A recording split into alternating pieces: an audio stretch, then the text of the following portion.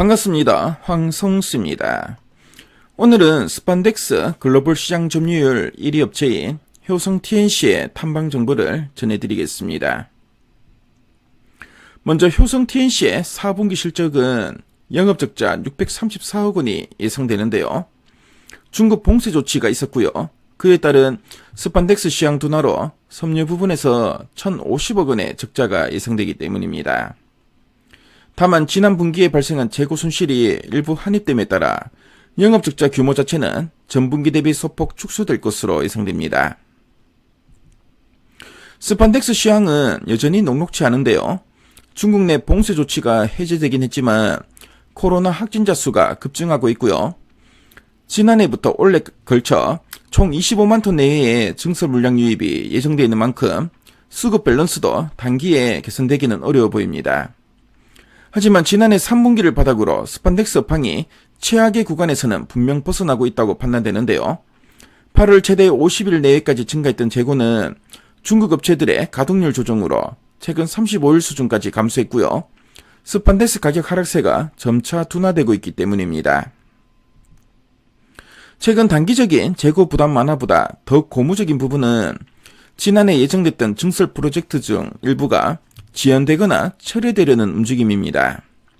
증설을 계획했지만 아직까지 지연되고 있는 업체들의 완공과 상업 생산 역시 단기에 재개될 가능성은 제한적으로 판단되는데요. 글로벌 시장에서 최대 점유율을 확보하고 있는 효성 TNC마저 적자를 면치 못하며 저율 가동 중인 상황에서 중국 업체들은 더 고전할 수밖에 없습니다. 실제로 중국 업체들의 가동률은 약 50% 내외까지 조정된 것으로 파악되는데요.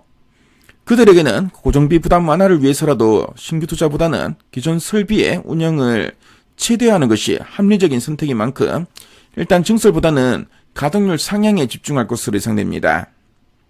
이는 스판덱스 시황이 본격 반등 궤도에 들어섰을 때 상대적으로 정상 가동률을 유지함과 동시에 추가 증설 완료로 잉여 설비를 확보하고 있는 상위 업체들의 수혜 강도를 더 키워주는 요인으로 작용할 전망입니다.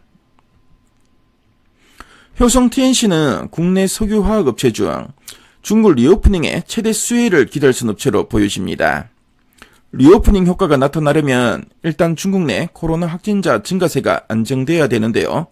그 시기를 가늠할 수는 없겠지만 결국 시간의 문제로 판단됩니다. 또한 효성 TNC는 지난해 연말 완공한 중국 공장으로 잉여 생산 능력도 확보하고 있는 만큼 시황 회복 구간에서 경쟁사들 대비 상대적으로 더욱 높은 수혜가 기대됩니다. 효성 TNC 주가는 지난해 9월 저점을 찍은 후 연기금 등 기관의 순매수가 유입되면서 저점을 점차 높여나가고 있습니다. 업계에서는 목표 주가로 44만원을 제시하고 있고요. 하이투자증권에서는 47만원까지 제시하고 있습니다. 우선 46만 9천원을 1차 목표가로 보셔도 되겠습니다. 효성 TNC의 탐방 정보를 말씀드렸는데요. 지금까지 황성수였습니다.